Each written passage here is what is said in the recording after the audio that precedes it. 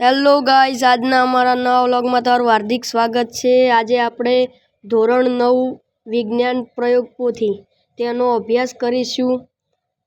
તો વિજ્ઞાન પોથીમાં પ્રયોગ નંબર 1 નો આપણે અભ્યાસ કરીશું। વિડીયો ગમે તો લાઈક કરજો, શેર કરજો અને સબસ્ક્રાઈબ કરજો। વિડીયોમાં તમને લખેલું બધું બતાડશે, તમે જેથી દેખીને પણ લખી શકશો અને અભ્યાસ પણ કરી શકશો। તો અમારો વિડીયો જોજો છેલ્લે સુધી। પ્રયોગ નંબર 1। પહેલા પ્રયોગમાં આપણે સૌપ્રથમ આપણે સાધનો જોઈશું। તો સાધનોમાં પહેલા તો છે પ્રિન્ટર સાથેની 3 સિરીઝ અને રબરના 3 બુચ।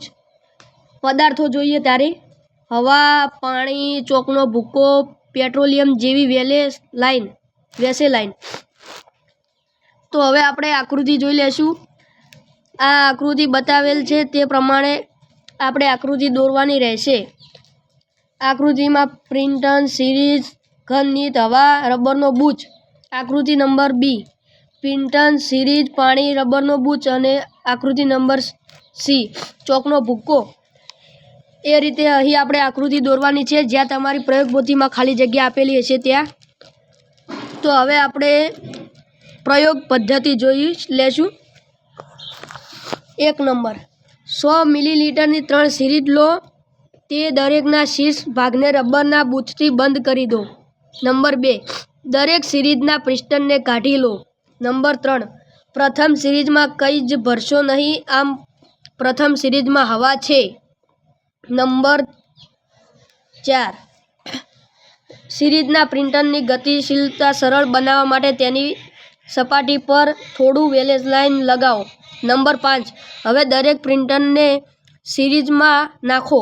દરેક સિરીઝમાં રહેલી વસ્તુઓ સંકોચવા માટે સિરીઝને પ્રિન્ટરને એક સરખું દબાણ આપી દબાવવાનો પ્રયત્ન કરો। કઈ સિરીઝમાં પિસ્ટન સહેલાઈથી દબાઈ શકે છે? તો હવે આપણે પ્રયોગનું અવલોકન જોઈશું।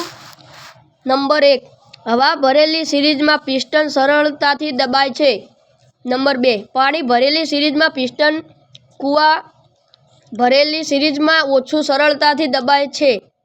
નંબર 3 ચોકનો ભૂકો ભરેલી સિરીઝનું પિસ્ટન બળ આપવા છતાં દબાતું નથી। તો આખા પ્રયોગનો આપણે નિર્ણય જોઈશું।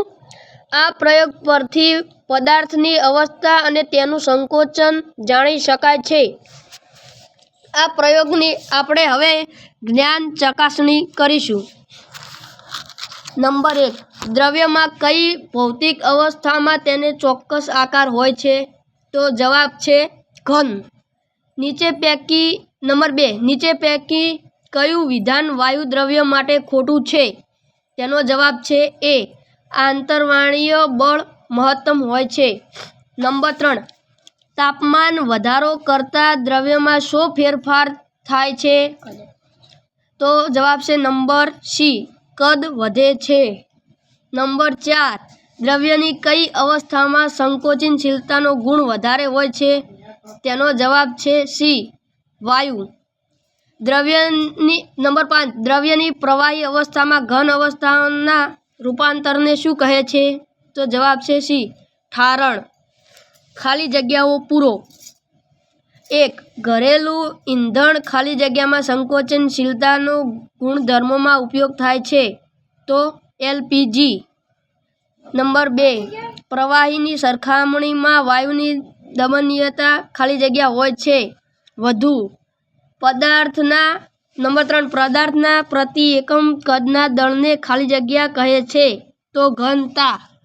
આવી જ રીતે બધા ધોરણ 9ના પ્રયોગોનો અભ્યાસ કરવો હોય તો વિડીયોને લાઈક કરો, શેર કરો અને સબસ્ક્રાઈબ કરો।